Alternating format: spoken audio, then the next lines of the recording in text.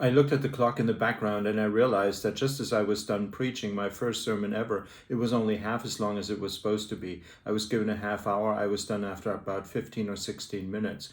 Now, today, I would give money if sermons were only half as long as they usually are. I mean, heck, get rid of them. We can do so much better anyway. We can actually do things that help us be transformed. Anyway, it was my first sermon. I had to do it because I went to seminary, and believe it or not, one of the first classes I had to take was homiletics, which is about preaching.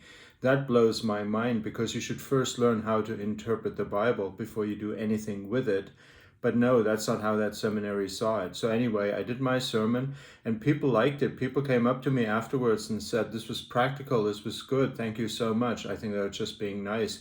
The content was actually crap, but I didn't know that. I took a text that seemed easy. Mark 4, the farmer goes out and sows the seed, and there are 4 different types of soil, and only one produces fruit and the other different, forms of failure.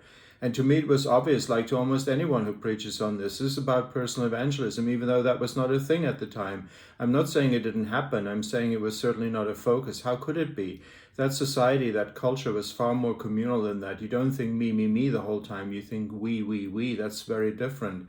The other thing is, in that parable, Jesus uses all kinds of Old Testament texts, especially from Isaiah, and my homiletics teacher didn't even pick up on that. It is nuts. And by the way, did you know that in most seminaries, homiletics is actually taught by pastors?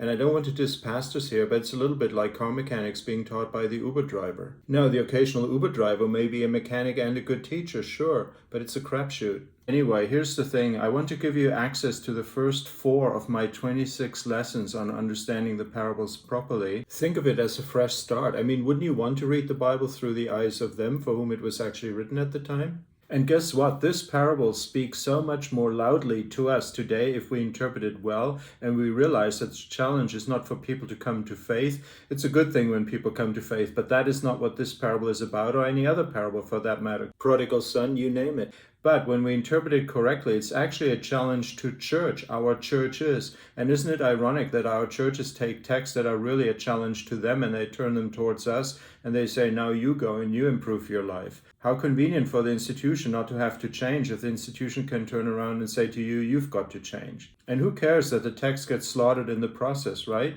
Here's the thing. I want to give you access to the first 4 of my 26 lessons on understanding the parables properly. I'll give you a link in a minute. If you go there, you get access to those. If you want to skip the first 3, which are about how to do it, and want to go straight to the 4th, which is this parable, by all means, be my guest. If you like it and you want to stay longer, you can unlock the entire course. So have a look at this link and I hope to see you there.